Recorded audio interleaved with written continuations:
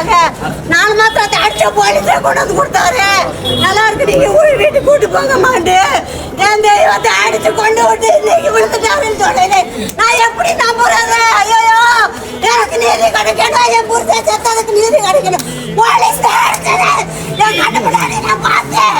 Police அடிச்சது நான் நல்லா தான் கூட்டு போனேன். என் புருஷனை நல்லா தானே கூட்டு போனேன். பெட்டிஷன் தானே கூட்டு போனேன். ஒரு சின்ன பஞ்சாயத்துக்கு அவர் கூட வீடியோ எடுத்து வச்சிருக்காரு. எனக்கு தெரியாம வீடியோ எடுத்து வச்சிருக்காரு. அந்த வீடியோல கூட நம்பிக்கை இல்லையா? அந்த வீடியோ கூட நம்பிக்கை இல்லையா தெய்வத்துக்கு? ஐயோ, என் தெய்வமே நல்லா தானே என் தெய்வத்தை கூட்டு போனேன். இப்படி அடிச்சு விட்டுட்டு போனேன். அடிச்சு அன்னைக்கு ஆஸ்பத்திரி ட்ரீட்மெண்ட் எடுத்துக்கிட்டானே இருக்கேன். அதுக்குள்ள ஆதாரம் போல நான் தாரனே. அவர் ஒரு ஊசி போடல, ஒரு மாத்திரை மருந்து, ஒரு பிரஷர் எதுவுமே போடல. அவர் நல்லா தானே கூட்டு போனேன். 2 லேடி போலீஸ் ஒரு செய்தான வீட்டு வந்து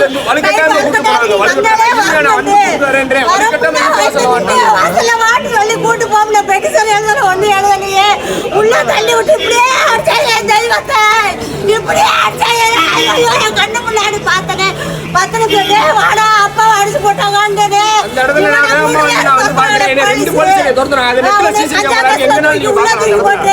உன்னை இந்த பொம்பளை தூக்கி கஞ்சா கேஸ்ல போடுங்க, இவனை தூக்கி கஞ்சா கேஸ்ல போடுன்னு சொல்லி வெட்டி வந்தாங்களே.